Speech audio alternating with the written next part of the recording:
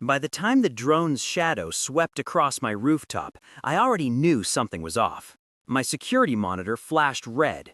Unauthorized entry detected. And there she was, HOA President Marlene Grafton. Curly hair bouncing, bright pink blazer glowing under the afternoon sun like a warning flare. She marched across my private roof deck with two board members in tow, wielding a tape measure like a weapon. From my living room, I watched the feed in disbelief. Every angle was covered. Hidden cam in the planter boxes, another inside a wind chime, plus a telephoto lens pointed up from my balcony. And all three captured the exact moment Marlene pointed at my pergola and barked, "Mark it as a violation. We're taking this down today." Before we go deeper, if you're watching this at night or from a different country, drop your time or location in the comments. And don't forget to like and subscribe if HOA drama stresses you out as much as it stresses me. 3 months earlier, none of this existed. No cameras, no tension, no turf war over a rooftop garden that I had owned, maintained, and enjoyed peacefully since moving to Silvercrest Heights, a condo building technically outside HOA jurisdiction. Or so I thought. My world was simple back then. Morning workouts on the deck, herbs growing along the railings, Friday movie nights under string lights. It was my sanctuary above the noise of the city. Then Marlene moved in. She took over Silvercrest Terrace HOA within 2 weeks of buying her penthouse. Residents whispered that she campaigned in heels and carried violation notices in her purse like business cards. She'd barely hung her curtains before she started issuing demands. Uniform balcony appearances, no unsanctioned rooftop structures, mandatory HOA representation on the Visual Impact Committee. She never said it directly, but the message was clear. My rooftop oasis offended her sense of control. The first shot across the bow arrived taped to my door, an introductory packet containing HOA bylaws, parking regulations, noise ordinances, and a handwritten note.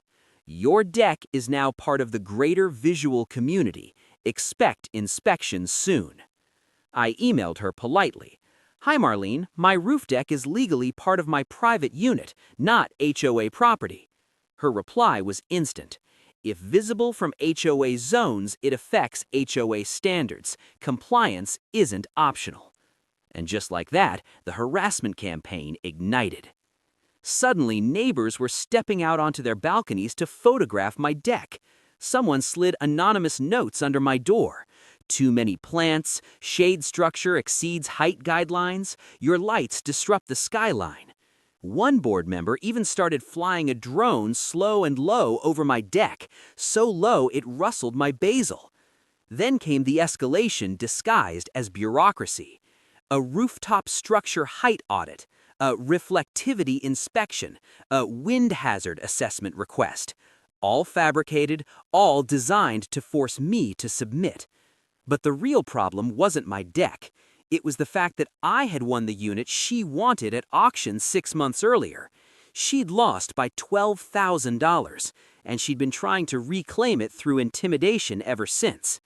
When she learned my deed clearly excluded me from HOA oversight, she snapped. The next week, I received a letter from the city zoning office claiming I had performed unauthorized structural work on the roof. The photos attached showed torn roofing, scattered screws, and broken tiles, except none of it was mine. My roof was pristine. Someone had staged damage. That's when I upgraded everything. Thermal motion cams, directional mics, a lens hidden inside a recyclable-looking birdhouse, auto cloud backup every 5 minutes. I wasn't just defending my home anymore. I was preparing for war. 2 nights later, at 2:17 a.m., motion alerts pinged across every device I owned. I opened the feed. There she was, Marlene Grafton, pink blazer, curly hair, holding a pry bar. Behind her, 2 board members carried a ladder and a bucket of reflective paint. Her voice came through crystal clear. Document every crack. If we make it look unsafe, the city condemns the whole deck. Then he'll have no choice but to remove everything. My jaw clenched. She wasn't just violating boundaries, she was sabotaging my property.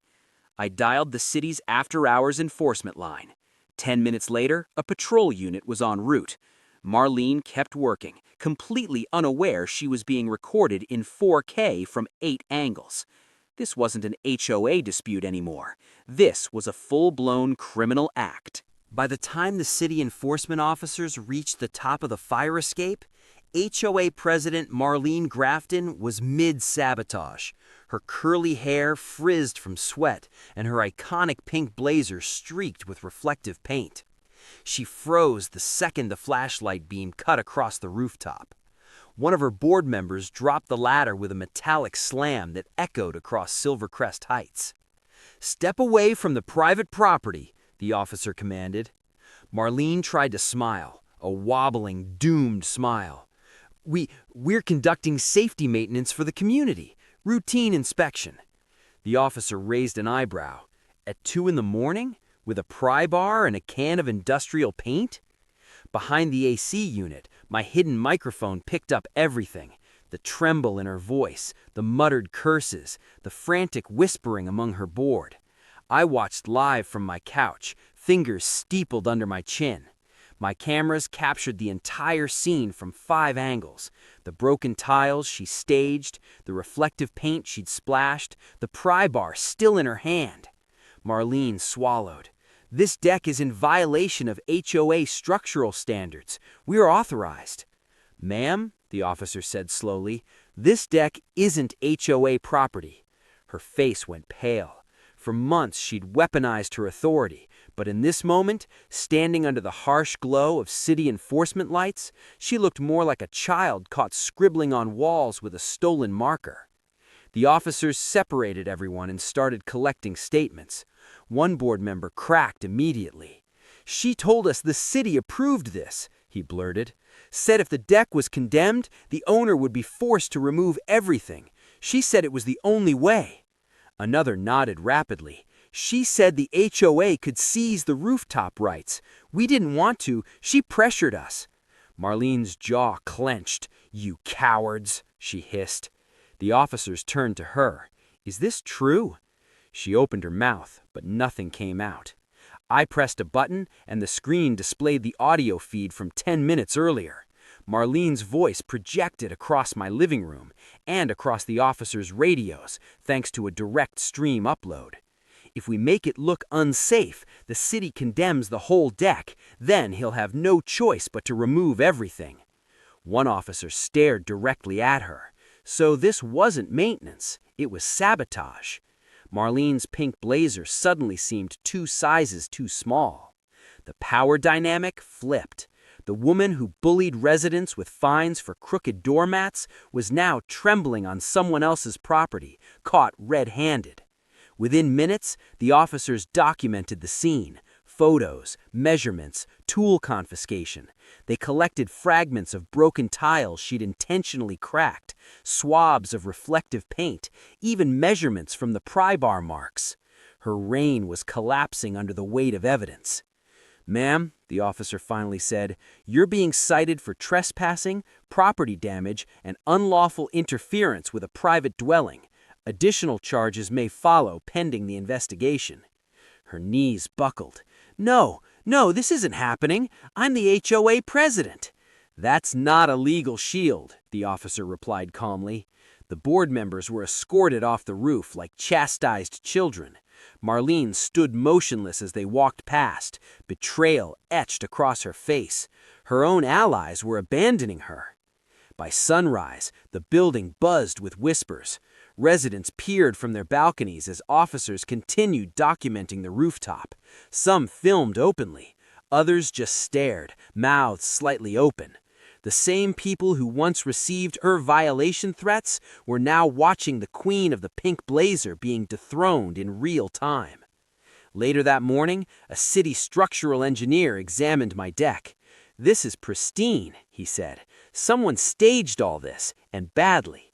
He wrote his report on the spot. "Owner not at fault. Evidence of intentional tampering.